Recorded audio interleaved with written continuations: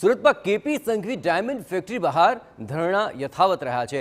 કારખાનેદારો સાથે પૂર્વ પ્રધાન વિનુ મોરડિયા પણ જોડાઈ ગયા। ગઈકાલે ધારાસભ્ય કુમાર કાનાણી અને કાંતિ બલાર પણ બેઠા હતા ધરણા પર। હીરા ઉદ્યોગકાર દિનેશ નાવડિયા પણ ધરણા પર બેઠા હતા। આ કંપનીએ કારખાનાદારો પર ખોટો કેસ કર્યો હોવાનો આક્ષેપ લાગી રહ્યો છે।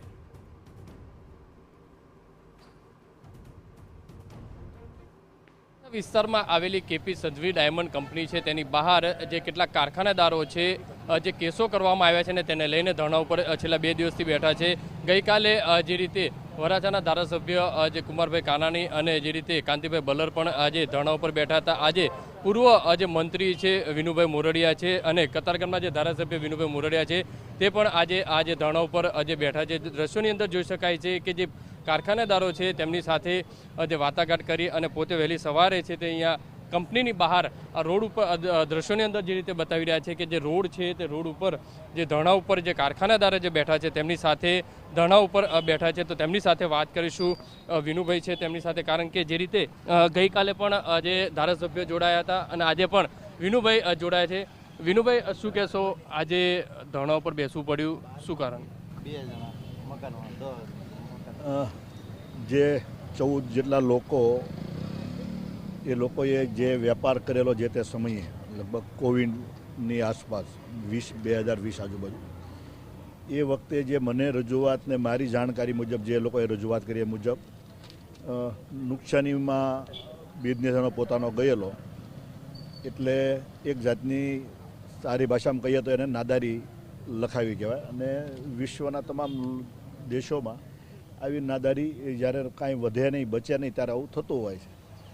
અને જે તે સમયે ડાયમંડ ઉદ્યોગની જે અહીંની જે સિસ્ટમ છે, પરંપરા, એનો એક પેટા પોલિસી જેવું ગણાય એને, કે જ્યારે કાંઈ ન વધ્યું હોય તો જો પાર્ટીને ઈચ્છે તો ચૂકવણું લઈ લે અથવા તો ચૂકવણું ન લે, અને ચૂકવણું લઈ લે તો એવું ગણાય કે હવે એને સેટલ થઈ ગયો, હવે એકાબીજાને કાંઈ લેવા દેવા નહીં। આવી વર્ષોથી પુષ્કળ લોકો, હજારો લોકો લગભગ આમાં આ પ્રકારની ઉઠી ગયા હોય, નુકસાન કર્યું હોય।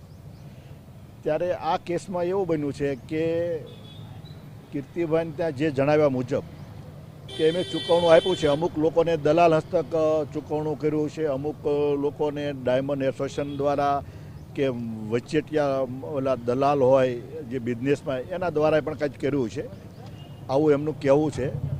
કાલે મેં કીર્તિભાઈનું પણ ઇન્ટરવ્યૂ જોયું હતું કે આવું હું કાંઈ ગયો નથી।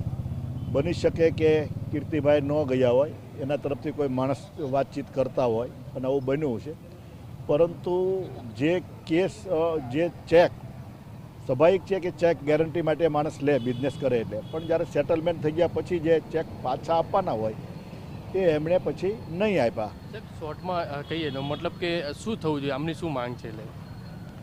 એમની પાસે હાલ કોઈ આર્થિક રીતે કોઈ પૈસા નથી, એની પાસે કોઈ દાગીના નથી, મને મારી પાસે રજૂઆત છે પ્રમાણે। તો હું માનું છું કે માનવતાના ધોરણ ઉપર પણ હું એમને કાયદાકીય રીતે નથી બોલાવતો, પરંતુ ડાયમંડ માર્કેટમાં તમામ વેપારીઓ હારે જે કાંઈ બેસી અને એની જે વાટાઘાટથી જે રસ્તો આવે એ લાવવો જોઈએ, જેથી કરીને એક જ્યારે રસ્તા પર જ્યારે લોકો નુકસાની કરીને આવી ગયા હોય અને જે હતું એ ચૂકવી દીધું છે, તો મને લાગે છે કે માનવતાવાદી વલણ કીર્તિભાઈએ અપનાવવું જોઈએ। જે રીતે જોઈ શકાય છે કે આજે પણ પરિવાર છે તે બેસ્યું છે। અહીંયા દિનેશભાઈ છે, તેમની સાથે વાત કરીશું। દિનેશભાઈ, આજે બીજો દિવસ, શું કેવું છે કંપનીના માલિકનું? તમારી જે વાટાઘાટ થઈ કે નહીં? વાટાઘાટો ડાયરેક્ટ કોઈ નથી થઈ, પરંતુ ગઈકાલે મીડિયાના મારફતે જાણવા મળ્યું કે ભાઈ એમનું કહેવા મુજબ કે મને કોઈ પણ પ્રકારનું ચૂકવણું મળ્યું નથી, પરંતુ જે લોકો આનો ભોગ બનેલા છે તમામ લોકો આગળ જે ચૂકવણું લઈ ગયા છે એમની સાઇન છે। ડાયમંડ એસોસિએશનના માજી પ્રમુખ બાબુભાઈ ધારુકાને પણ કોર્ટમાં જુબાની આપવા માટે તૈયાર છે કે મારા હસ્તક આ ચૂકવણું આ લોકો લઈ ગયા છે। એટલે આ બધી બાબતો એકંદરે જોઈએ તો ચૂકવણું થયેલું છે અને માનવતાની દ્રષ્ટિએ આ કેસને પાછો ખેંચે અને આ લોકોને રાહત આપવી જોઈએ. જે રીતે દ્રશ્યોની અંદર જોઈ શકાય છે કે પૂર્વ મંત્રી અને કતારગામના ધારાસભ્ય વિનુભાઈ મોરડિયા પણ જે રીતે ધરણા ઉપર બેઠા છે. ગઈકાલે પણ જે રીતે સ્થિતિ હતી કે કુમારભાઈ કાનાણી અને કાંતિભાઈ બલર બંને ધારાસભ્યો જે 5 કલાક સુધી આ લોકોની સાથે બેઠા હતા. હવે જોવાનું રહ્યું કે સરકાર અથવા તો જે મધ્યસ્થી થઈ અને કઈ રીતની આ જે આખી સમસ્યાનું નિરાકરણ આવશે, કારણ કે હવે તો ધારાસભ્ય બાદ પૂર્વ મંત્રી પણ રોડ ઉપર ધરણા ઉપર બેઠા છે. કેમેરામેન સંજય ચંડલ સાથે બલદેવ સુથાર, TV9 સુરત.